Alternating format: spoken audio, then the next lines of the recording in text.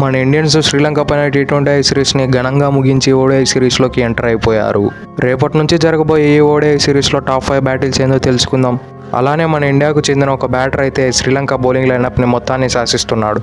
అలానే మన ఇండియాకు చెందిన ఒక బౌలర్ అయితే బ్యాటింగ్ లైనప్ మొత్తాన్ని శాసిస్తున్నాడు శ్రీలంకది. అసలు వీరిద్దరు ఎవరో తెలియాలంటే వీడియోని ఎక్కడ స్కిప్ చేయకుండా లాస్ట్ వరకు చూడండి, మీకే తెలుస్తుంది. Battle number 1 Rohit Sharma versus Madushanka. Rohit Sharma versus Madushanka అయితే రోహిత్ శర్మని 2023 ఓడిఐ వరల్డ్ కప్లో అయితే ఐ థింక్ సెకండ్ బాల్ ఏమో క్లీన్ బౌల్డ్ చేసి పడేశాడు. కానీ అప్పటి రోహిత్ శర్మకి ఇప్పటి రోహిత్ శర్మకి చాలా అప్రోచ్ అయితే చాలా మారింది. అప్పటి రోహిత్ శర్మ అయితే కొంచెం డిఫెన్సివ్గా ఇన్నింగ్స్ స్టార్ట్ చేసేవాడు. కానీ ఇప్పటి రోహిత్ శర్మ అయితే ఓడిఐస్లో కూడా ఇండియాకు ఒక ఫ్లయింగ్ స్టార్ట్ ఇవ్వాలనే ఇంటెన్షన్స్తో భారీ హిట్టింగ్ చేస్తున్నాడు ప్రతి బౌలర్ని. కాబట్టి మధుశంకను కూడా అలానే హిట్ చేసి పడేస్తాడని నాకు అనిపిస్తుంది. బాల్ స్వింగ్ అయ్యేటప్పుడు డిఫెన్స్ ఆడితేనే ఎక్కువగా అవుట్ అయ్యే ఛాన్సెస్ ఉన్నాయి. ఒకవేళ హిట్టింగ్ చేస్తే ఎడ్జ్ అయినా కూడా ఓవర్ దెన్ ఫీల్డ్ వెళ్ళి అక్కడ 4 అనేది రాబట్టగచ్చు. కాబట్టి ఈసారి రోహిత్ శర్మ అయితే మధుశంక పైన అప్పర్ హ్యాండ్ ఉండే అవకాశాలు ఉన్నాయి. వీరిద్దరు మధ్యన స్టాట్స్ చూసుకుంటే ఇప్పటి వరకు కేవలం 2 ఇన్నింగ్స్లో వీరిద్దరు పార్టిసిపేట్ చేశారు. అందులో రోహిత్ శర్మ 13 బాల్స్ ఫేస్ చేస్తే 12 రన్లు కొట్టగలిగాడు. యావరేజ్ చూస్తే 6గా ఉంది, స్ట్రైక్ రేట్ చూస్తే 92గా ఉంది. ఇంతవరకు ఆడిన 2 మ్యాచెస్లో మధుశంక అవుట్ చేసి పడేశాడు. అలానే శ్రీలంక అంటే రోహిత్ శర్మకు చాలా ఇష్టం. అది మనం ఎప్పటి నుంచో చూస్తున్నాం. హైయెస్ట్ స్కోర్ ఓడిఐస్లో 264 కొట్టింది కూడా శ్రీలంక పైన. కాబట్టి నాకు తెలిసినంత వరకు శ్రీలంక బౌలింగ్ లైనప్ని మొత్తం శాసిస్తాడు రోహిత్ శర్మ అని నాకు అనిపిస్తుంది. ఈ బ్యాటిల్ మీద మీరేమనుకుంటున్నారో కింద కామెంట్లో తెలియచేయండి. Battle number 2 Virat Kohli versus Dunith Wellalage. Dunith Wellalage అయితే శ్రీలంకకు చెందిన ఒక లెఫ్ట్ ఆర్మ్ ఆఫ్ స్పిన్నర్లకు విరాట్ కోహ్లీ ఎప్పటి నుంచో తడబడుతున్నాడు. అది మనందరం చూస్తూనే ఉన్నాం. ఓడిఐ సిరీస్లో ఎలా తడబడతాడు. ఇప్పటివరకు ఓడిఐ సిరీసెస్లో విరాట్ కోహ్లీ 17 సార్లు లెఫ్ట్ ఆర్మ్ ఆఫ్ స్పిన్నర్లకు అవుట్ అయ్యాడు. ఇక వీళ్ళిద్దరి పైన మధ్యలో స్టాట్స్ చూసుకుంటే ఇప్పటివరకు 2 ఇన్నింగ్స్లో పార్టిసిపేట్ చేయగా 27 బాల్లను ఫేస్ చేశాడు. అందులో కేవలం 16 రన్లు మాత్రమే కొట్టగలిగాడు. యావరేజ్ చూస్తే 16గా ఉంది, స్ట్రైక్ రేట్ చూస్తే కేవలం 59గా ఉంది.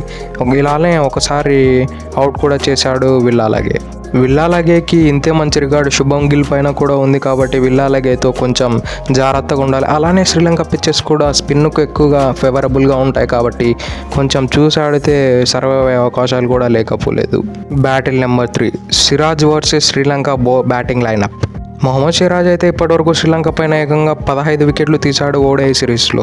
అది కేవలం 3 మ్యాచెస్లోనే. 3 మ్యాచెస్లో 15 వికెట్లు తీయడం నార్మల్ ఈజీ విషయం అయితే అసలు కాదు. ఇతడైతే గత 2 ఏళ్లుగా శ్రీలంక బ్యాటింగ్ లైనప్ మొత్తాన్ని శాసిస్తూ వస్తున్నాడు. ఈవెన్ రీసెంట్గా పర్ఫామ్ చేసిన T20 మ్యాచెస్లో కూడా ఇతడు అద్భుతమైన బౌలింగ్ కనబరిచాడు. అఫ్కోర్స్ వికెట్లు అయితే ఏమాత్రం రాబట్టలేకపోయాడు, కానీ ఎకనామికల్గా అలానే చాలా స్ట్రగుల్ చేశాడు బ్యాటర్స్ని. ఈ బ్యాటిల్ మీద మీ ఒపీనియన్ ఏంటో కింద కామెంట్లో తెలియచేయండి. ఇలా మొహమ్మద్ సిరాజ్ వికెట్లు తీస్తాడా, లేదంటే మొహమ్మద్ సిరాజ్కు బ్రేక్ లేసి శ్రీలంక బ్యాటర్స్ అగ్రెసివ్గా ఆడతారా?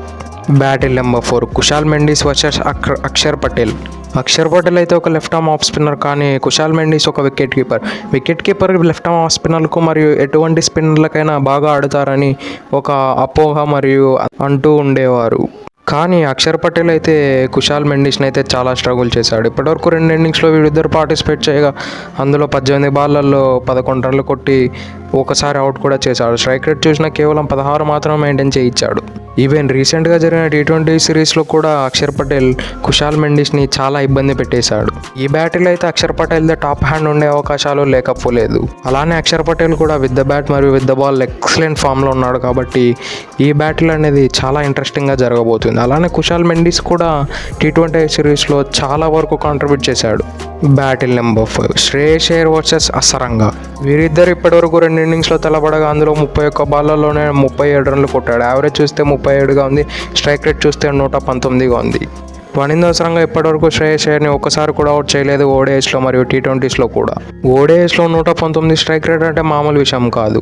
అది కూడా స్పిన్నర్స్ మిడిల్ ఓవర్స్లో వేస్తారు. కాబట్టి మిడిల్ ఓవర్స్లో ఇంత ఎక్స్ప్రెసివ్ స్ట్రైక్ రేట్ మెయింటైన్ చేయడం అవసరం లేదు. కాబట్టి మోస్ట్ ఆఫ్ ద పీపుల్ సింగిల్స్కే ట్రై చేస్తారు. కానీ శ్రేయస్ అయ్యర్ వనిందో అసరంగాని ఏకంగా హిట్ చేసి 119 స్ట్రైక్ రేట్ని మెయింటైన్ చేశాడు ఆడిన 2 ఇన్నింగ్స్లో.